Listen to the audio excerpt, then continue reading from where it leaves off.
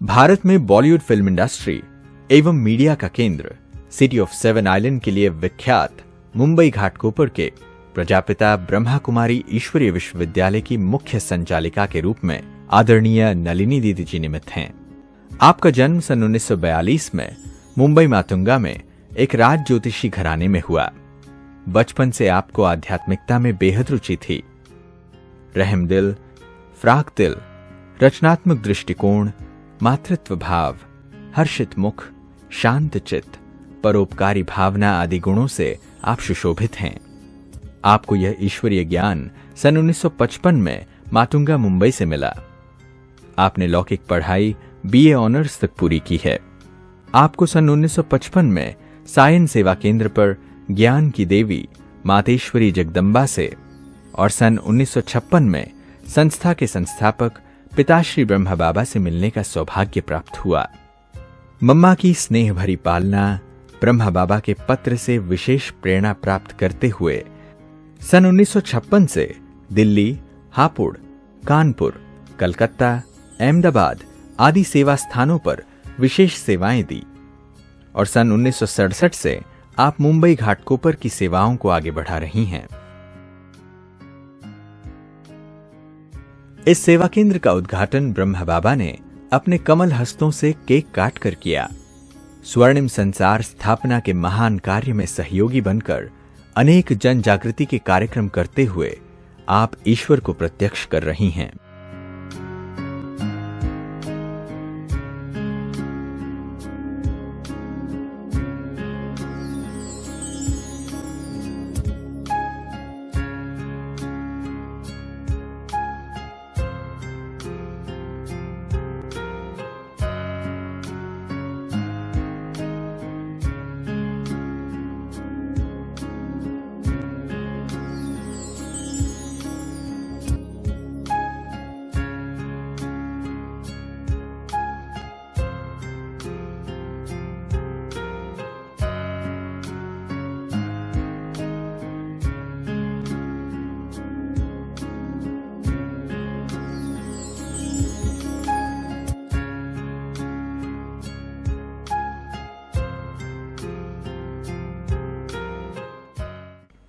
ब्रह्मा बाबा ने जो यज्ञ में बुरा मत सुनो, बुरा मत बोलो, बुरा मत देखो का जो चित्र बनवाया, उसमें आप ही विद्यमान हैं। आप यज्ञ के लिए आदर्श मूर्त एवं ईश्वरीय विश्वविद्यालय के टीचर्स ट्रेनिंग के आप मुख्य टीचर हैं।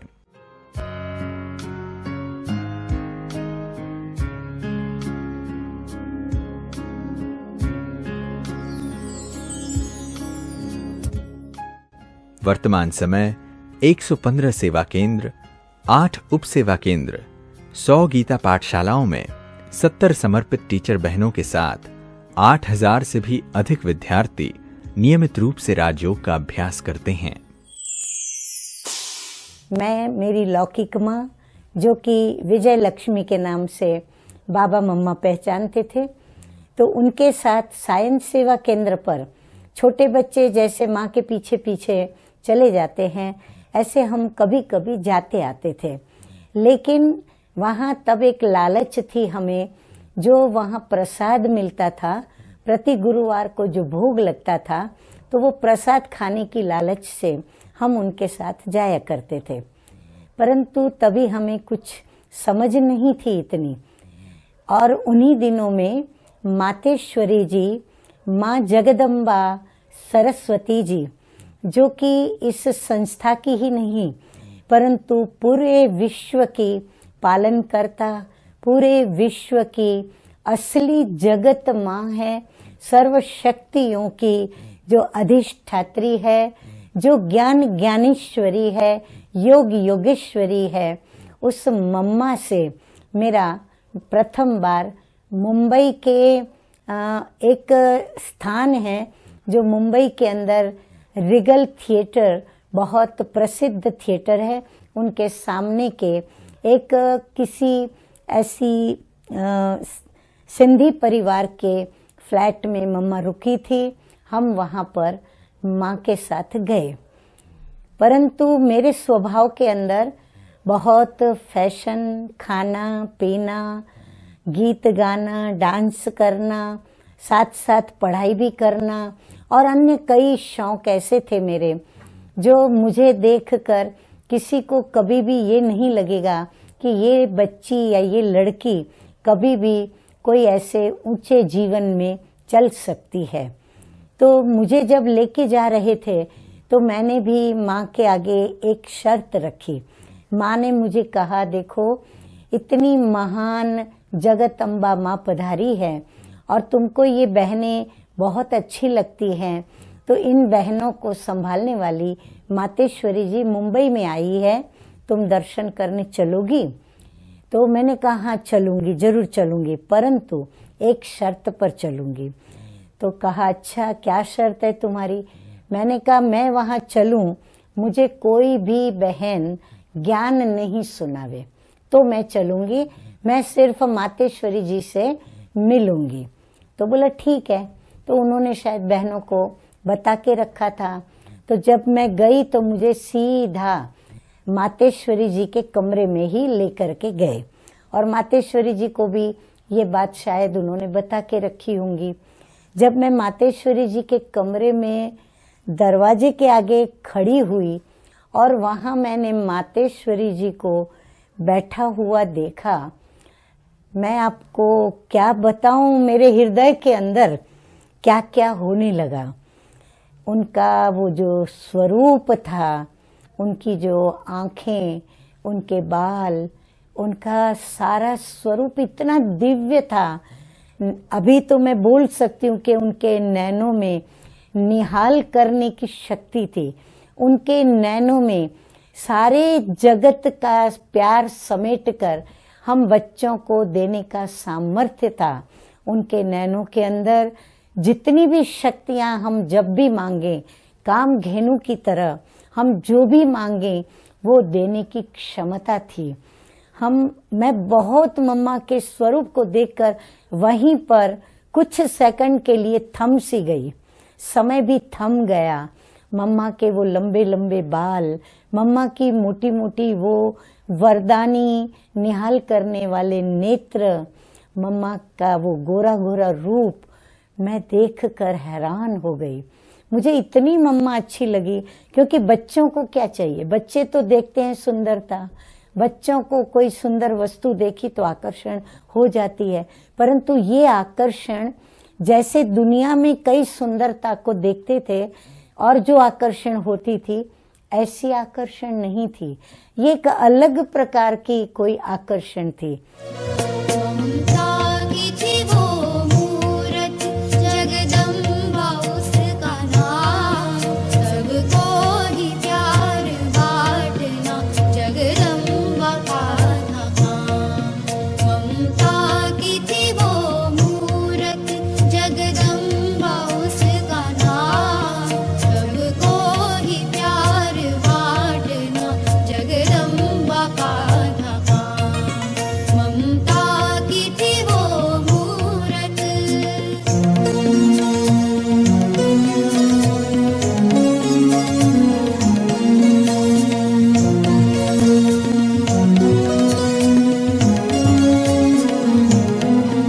मैं गई, मम्मा ने बुलाया, आओ बेटा आओ बैठो, आओ नलनी आओ बैठो।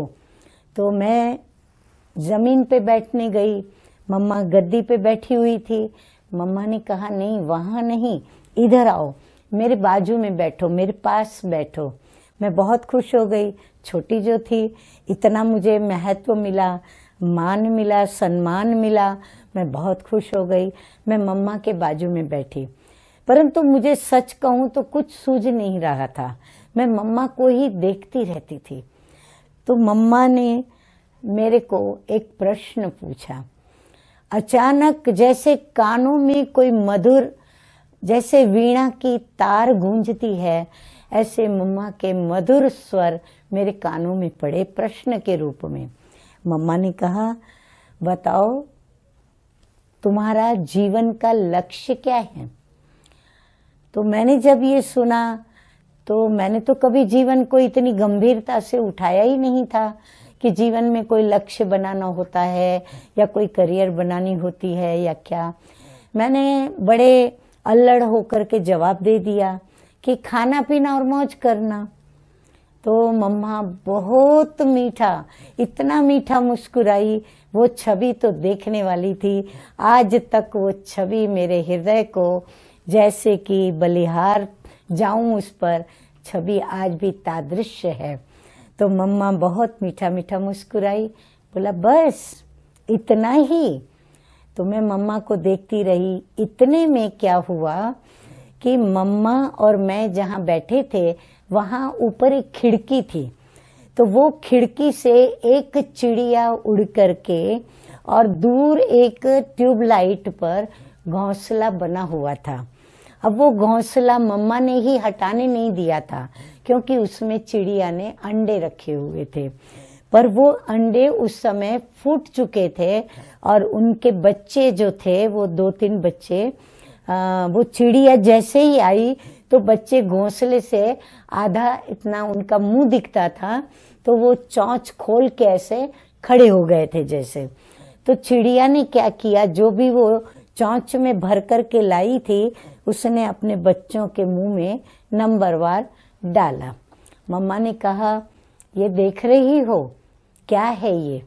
मैंने कहा मम्मा, ये जो घोंसले में बच्चे हैं उनकी ये माँ है, तो वो उनके लिए खाना लेके आई है, वो उनको खिला रही है। मम्मा ने कहा राइट। मम्मा ने कहा अभी मैं तुमको एक बात बताती हूँ, तुम ध्यान से सुनो। मम्मा ने कहा देखो, तुम हो मनुष्य प्राणी, ये है पशु पक्षी प्राणी, ऐसे पशु प्राणी भी होते हैं।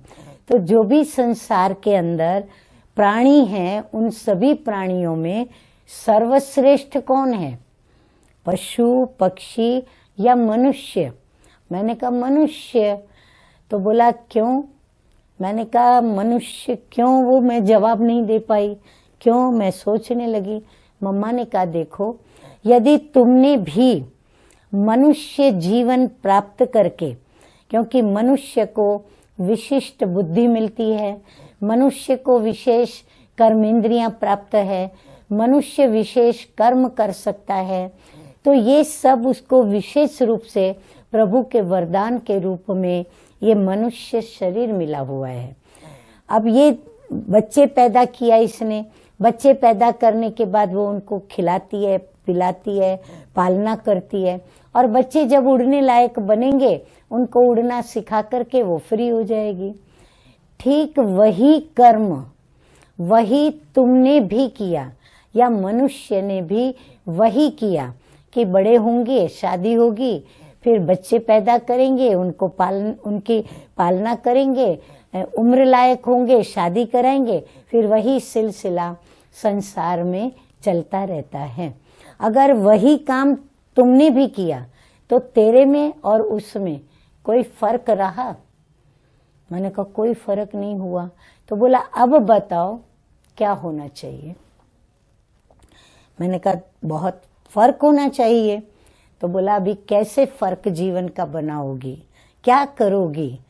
फिर मम्मा ने मुझे पौना घंटा बैठकर मनुष्य जीवन का लक्ष्य क्या होना चाहिए, क्योंकि मनुष्य प्रभु की एक ऊंची रचना है, तो ऊंचे मनुष्य को ऊंचा लक्ष्य बनाना चाहिए, और जिस लक्ष्य से जीवन व्यतीत करना है तो वो लक्ष्य जीवन में बना करके और वो कर्म करना शुरू करना चाहिए। कहने का तात्पर्य, मम्मा ने मुझे ईश्वरीय विद्यार्थी बन करके और मनुष्य से देवता बनने का और दिव्य श्रेष्ठ कर्म करके श्री लक्ष्मी नारायण जैसे पद को प्राप्त करने का लक्ष्य जैसे कि उस पौने घंटे में पक्का करा दिया। और मेरा इस प्रकार मम्मा से अलौकिक जन्म हुआ। तो जब हम मधुबन में गए तो हमारे साथ हमारी ब्राह्मणी भी चली। तो मधुबन में इतना हमको अंदर में उत्सुकता थी, और तभी मधुबन माना सिर्फ पोखरान हाउस था, जो एक बिल्कुल छोटा सा पुराने समय का बना हुआ जैसे एक कॉटेज था। और आजू बाजू बड़ी बड़ी पहाड़ियाँ और जंगल था। ऊपर गए तो मम्मा के कमरे में गद्दी बिछी हुई थी, मम्मा बैठी थी, फिर बाबा बैठे थे। और मधुबन में तभी करीब 12 से 15 अगर भाई बहन आ गए, माना मधुबन फुल। और आज हमारे मधुबन के अंदर अगर 30-35 हजार या उनसे भी बढ़कर आते तभी कहते हाउसफुल। आप समझ सकते हो कि इन 60 वर्षों के अंदर हमने क्या क्या नहीं देखा होगा।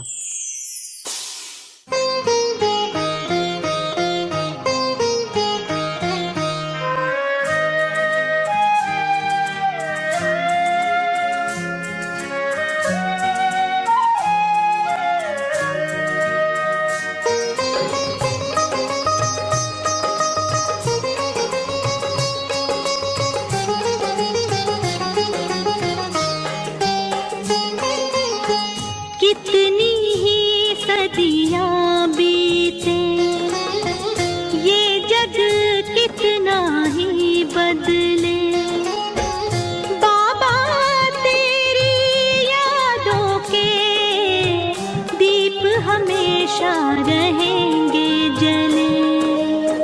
कितनी ही सदियां बीते, ये जग कितना ही बदले, बाबा तेरी यादों के दीप हमेशा रहेंगे जले।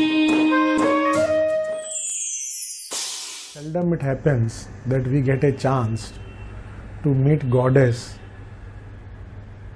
in human form, and I'm so fortunate that I got to meet Rajyogini Nalini Didi ji, who is Sakshat. If you can see, she is Goddess Saraswati, and I'm really fortunate that I have got chance to learn from her so many things.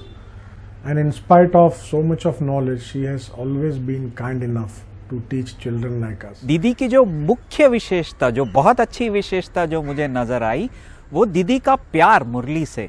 इतना प्यार है और वही उमंग उत्साह से सिखाती भी है, पढ़ाती भी है मुरली, और हमारे अंदर भी वही उमंग उत्साह और प्यार भरता है मुरली के लिए। कितना बड़ा सौभाग्य है मेरा और हम बच्चों का। दीदी के जीवन में मैंने देखा कि दीदी सहन शक्ति की एक मूर्ति है।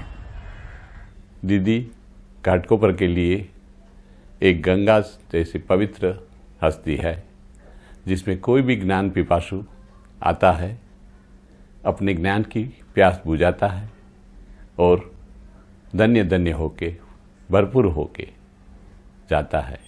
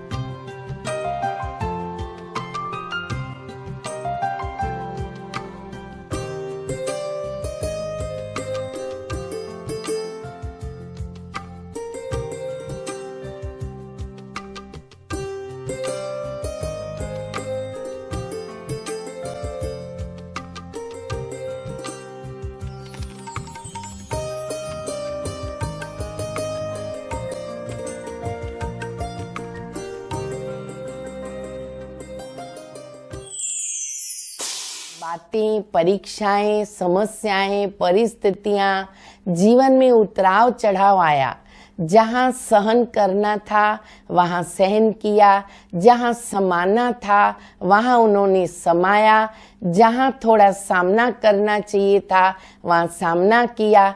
तो हमें भी ये सीखने को मिला कि कैसे हमें सहनशीलता, समाना और फिर सामना करते हुए, सही निर्णय लेते हुए, सामने वाले व्यक्ति को सही रीति से परखते हुए हम अपनी परीक्षाओं में विजयी बने। ये मैंने दीदी को प्रैक्टिकल में देखा है। दीदी जी को मैं पिछले 40 वर्षों से देख रही हूँ। वो चाहे ब्रह्मा कुमार भाई बहन हो या बाहर के कोई भी वीआईपीज हो या साधारण व्यक्ति हो, जब भी मिलते हैं, चाहे जितना भी समय मिलते हैं, बहुत दिल की गहराई से, बहुत आत्मीयता से और अपनेपन की भावना से मिलते हैं। जो भी व्यक्ति आता है, चाहे वो परिचित हो या अपरिचित हो, थोड़े ही समय में वो अपने को मेरी दीदी अनुभव करने शुरू कर देता है। उसको नहीं देखा हमने कभी, पर उसकी जरूरत क्या होगी। ए माँ तेरी सूरत से अलग भगवान की सूरत क्या होगी, क्या होगी। उसको नहीं देखा हमने कभी। ऐसी मेरी माँ है, ऐसी मेरी दिलबर है, मेरी सब कुछ है।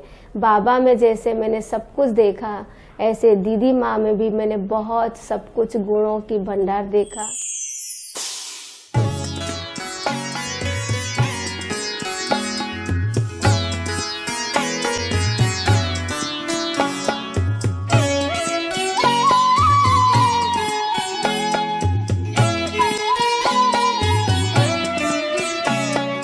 चेतन उपवन में खिलते हैं, चेतन उपवन में खिलते हैं, मन के सुमन हजार। परम पिता से पाती रूहें, प्रतिपल प्यार अपार, प्रतिपल प्यार अपार। चेतन उपवन में खिलते हैं, मन के सुमन हजार। परम पिता से पाती रूहें, प्रतिपल प्यार अपार, प्रतिपल प्यार अपार।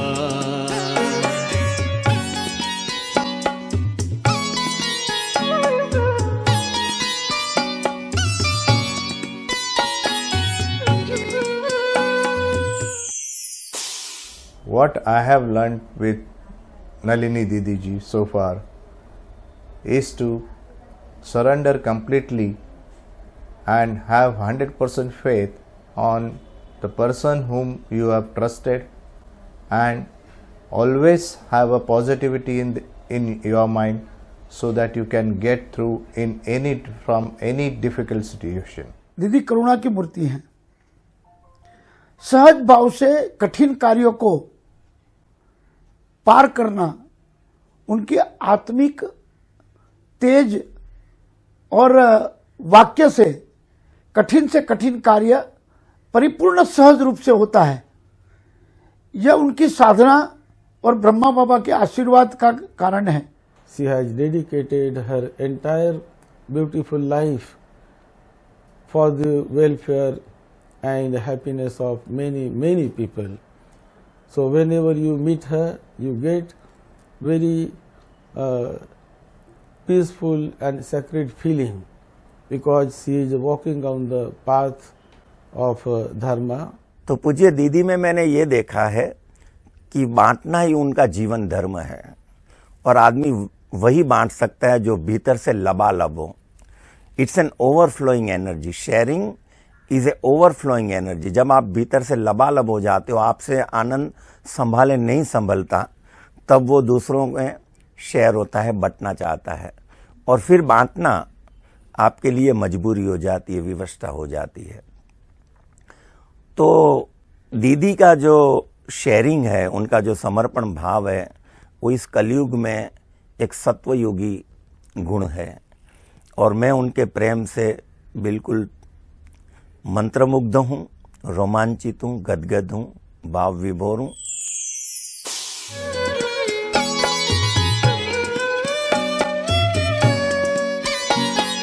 भगवान है परम पिता शिव, ब्रह्मा जिसका माली।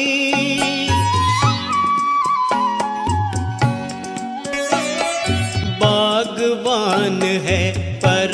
पिता शिव ब्रह्मा जिसका माली, मात पिता ने प्यार से पाला, कले फूल हर डाले, कले फूल हर डाले। दिव्य गुणों के सौरभ से, दिव्य गुणों के सौरभ से महके सारा संसार। परम पिता से पाती रूहें प्रतिपल प्यार अपार, प्रतिपल प्यार अपार।